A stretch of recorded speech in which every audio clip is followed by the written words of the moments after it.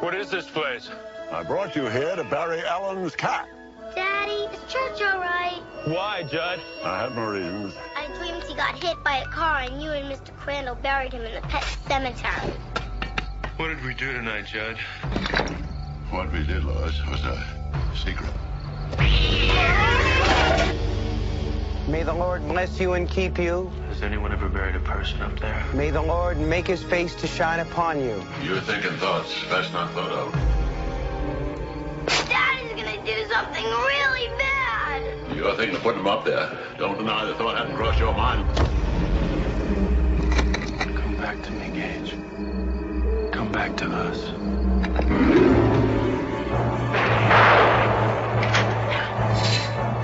Paramount Pictures presents Stephen King's all-time best-selling tale of horror. Pet Sematary. So every now and then Stephen King likes to branch out. Doesn't all have to be horror, you know. In this case, he's going to do a light family comedy for us. Not at all. It involves a toddler getting hit by a semi in the first act. Yes, this is Pet Sematary, which is the story of the very unfortunate Creed family, led by the very stupid, considering he's a doctor, Lewis Creed. Here we have a protagonist who continually refuses to learn lessons from his circumstances. Yes, he makes the worst choices consistently ever. Now, that's bad and disastrous for him and his family, but for viewers and readers, it's actually quite fun. I think Pet Sematary is one of those Stephen King novels like it, where like every chapter makes a business of reminding you, this is a fucking horror novel. So I'm gonna talk about some horrible shit. And it's inspired, it's sort of semi-autobiographical. In the character here, Lewis Creed is a doctor at a university, but King taught at a university and had a house very much like the Creed house on a road very much like the road he talks about, which was frequented by big rig drivers, and that it was very common for that little stretch of road for pets to die. So common, in fact, that within walking distance of his house was a pet cemetery. All of this stuff completely plucked from his life up into the fact that his daughter's cat was killed by one of the trucks. He takes it a step further in the book, and as you mentioned, the adorable young toddler of the family is killed by a truck. And having learned the evil secret of this... And it's an awful sequence. Yeah. Ugh. Well, it's just both in the book and in the movie. It's actually worse in the movie just because you get to see it. Yeah. But you get the privilege of seeing it. Yeah. It's you don't actually see the kid get creamed, but... Even Stephen King will say, when asked what genuinely scares him, would be the idea of something bad happening to his kid. Yeah. And Pet Sematary deals with this dead on. So it's not a happy number. And much like Cujo we discussed earlier, it's vicious and bloody, and it does not let up. It does not leave us necessarily in a happy place. No. It doesn't mean it's bad or anything like that, but it's definitely not a happy ending. Yeah, this is straight up hard horror, and you kind of have to be prepared for that. And when I saw, talking about this movie, I need a little alcohol. More, I need a little more rye. Well, I have to say, when I saw this movie in the late '80s as a young kid, it terrified me. Yeah, it terrified me. Watching it now through the lens of sort of almost 30 years later or whatever it is. I see that there's some creaks and moans, and I see that it's very 80s, but the shit that's scary is still scary. And whoever designed the look of the deadfall and the pet cemetery itself, the deadfall you had to go over to get to the pet cemetery, nailed it. Yeah. Absolutely, like, I'm sorry, I would have hit the deadfall and go, nope, fuck this. Yeah, no.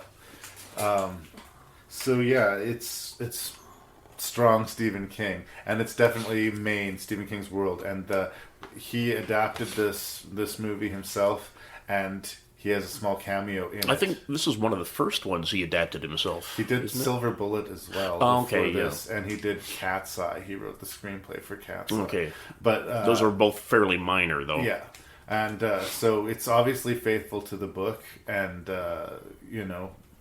pulls no punches. And I guess maybe that's what I was more used to in the 80s, was that this movie, especially considering it deals to violence on children, really does not pull any punches. No, it really doesn't. We don't see Gage get hit by the truck, but we see enough. You know, there's his little booty rolling around in the. It's mostly the horror on the look of Denise Crosby and Dale Midkiff plays Dale Louis Midkiff. Creed, and we have him screaming. Mostly the horror of them realizing that the kid is dead. Is going to go. No, he's headed for the road. Right. Where they're still trying to catch him. Yeah. And they both sell it. Incredibly. Yeah, unbelievably.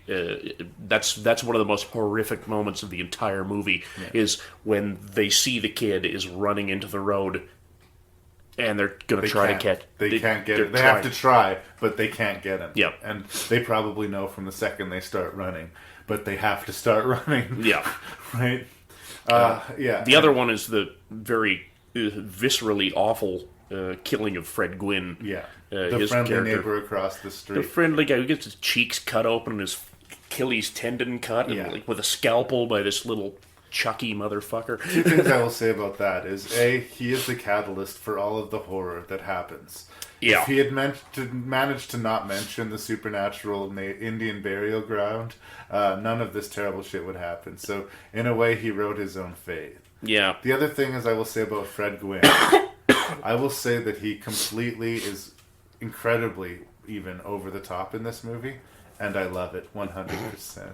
There's nothing to not love about Fred Gwynn. He's pushing the main accent pretty hard, and like he just there's a lusciousness with which he will give his exposition, and he is responsible for exposition. There's no way you could not like this next door neighbor. Yeah.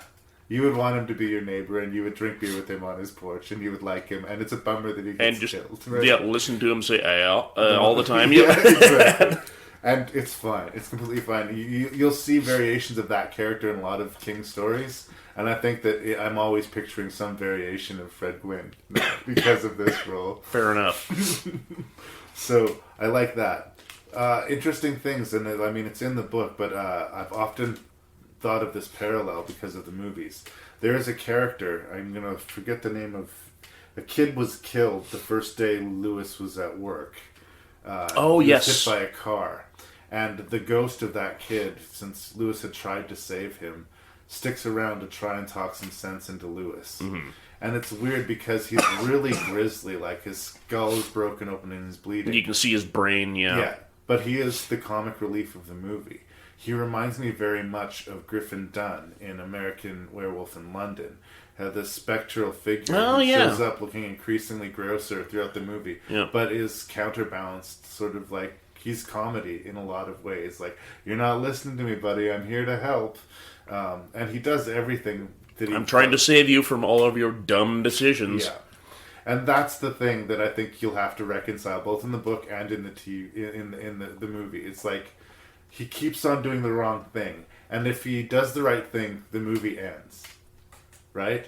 But he keeps doing the wrong thing so the movie can get to its inevitable. The poor son of a bitch is a slave to the author. Yeah. And at some point, you just have to say he's lost his mind. Which I think by the last act, you can go... Definitely. By the time he's dragging his wife up to the... You have learned no lessons. Yeah, he's absolutely snapped at that point. Yeah. He has no friends anymore. His family's all dead. Yeah. And he's going to get his family back even if they're... zombies, or whatever the hell they are. And that's the other thing. I don't know if there's a dustier sort of horror cliche than the old native burial ground. And he has gone to that well. Like, The Shining comes to mind. And so you would sort of desperation kind of. It's kind of eye rolling in some respects, but it's creepy in the book, and it's creepy enough executed in the movie. And basically, we have a thinly disguised zombie movie, to my mind. Yes, the zombies are talking are a little bit more personal about their evil that they do. Well, the thing is, they are Reynolds. It starts off a little more innocuous than your average cursed Indian burial ground because nobody's using it to resurrect people. Right. Kids are using it to resurrect pets. Well, and not even the pets, that. Because the pets are not right when they come back, but they're not killing people. They're not evil. They're not. They don't have the brain capacity to be evil. Maybe And the actual titular Pet Sematary is benign. You have to go past it to the secret place to bury your thing, right? To the spirit circle. But it seems enough people in the neighborhood seem to know the secret that there's a history to it. That's the other thing I wanted to talk about in this movie. There are 2 flashback sequences that I found disturbing as a kid, one of which I still find disturbing to this day. The story that Fred Gwynne tells about the time that they did use the cemetery to resurrect a man. Oh, yeah, and we see him holding the calf of a child in his hand and smearing blood on his face was about as fucked an image as I remember seeing in a horror movie when I was a kid. Yeah, is that calf attached to anything? No, it's just a little kid's half a leg, and it's not even drawn attention to, but it's there. Mary Lambert pulls no punches, like female director, but she didn't hide from the ugliness of it. Yeah, and that's another thing to note. Sorry, finish your point. The other scene that I wanted to talk about, the flashback that I find horrifying, is Zelda, the Denise Crosby, who's the wife, tells the story of her sister who had this horrible bone cancer, and she was left to take care of her the night that she finally went crazy and died. And she basically did nothing but scream for months on end Zelda, when she wasn't unconscious. It's a troubling chapter in the book. The movie, like, that is pure nightmare juice. Like, it is absolutely fucking horrifying. And it's, again, horrible slice of life horror that Stephen King does well. Like, we were talking about the psycho next door. The nice guy next door is the psycho. This is real horror. Dealing with a family member's terminal illness. Yeah. That's horror. Yeah. And the fact that we set up that his wife is predisposed to not deal with death well because she encountered it so horribly at a young age. Yeah. She then loses her child and is basically shuts down, rendered catatonic. Yeah. But you understand why. It's not that she's a weak character, it's that she's a damaged one. Yeah. She's already... And it only gets fucking worse. Yeah, she's already been to this rodeo and it did not work out well for her. Yeah. But this is also an unusual movie in that a woman directed an 80s horror movie. I'm hard-pressed to think of any other examples before this. Yeah. At least to this box office level. Yeah. Like this kind of budget. This was... I don't know who chose her. But it was a solid choice. She did a good job. Yeah, she did a very good job. It was... But some could, at least at the time, say it was a risky choice because you didn't... Female directors in the 80s sometimes did romantic comedies, but usually did nothing. Yeah. It was the project that we'd eventually get around to, but not really ever. Yeah, exactly. She also did the sequel, which is unfortunate because I remember thinking it was terrible. But maybe that will have to be revisited at some point. Yeah, I seem to remember seeing it on HBO way back in the day and not being impressed at all. Not because of the direction, just because it was stupid.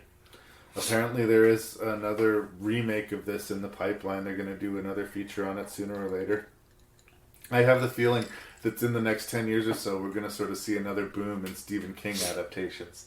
For good or bad, we'll have to wait and see. I can only guess that a modern adaptation of this is going to be less brutal about the child murdering. I really do agree. And whether that's and that's going to take the sting out of it. Yeah, whether that's good or bad, we can discuss. But yeah, that's 90% of the horror of this story. So that, to me, probably means it's not going to be that good.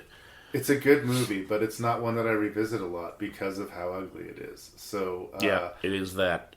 It doesn't flinch from real life horror. There's supernatural elements of it, but that's secondary. Yeah. The real life horror is the loss of a child. Yeah. And that's the most horrible thing that Stephen King can think of. Yeah.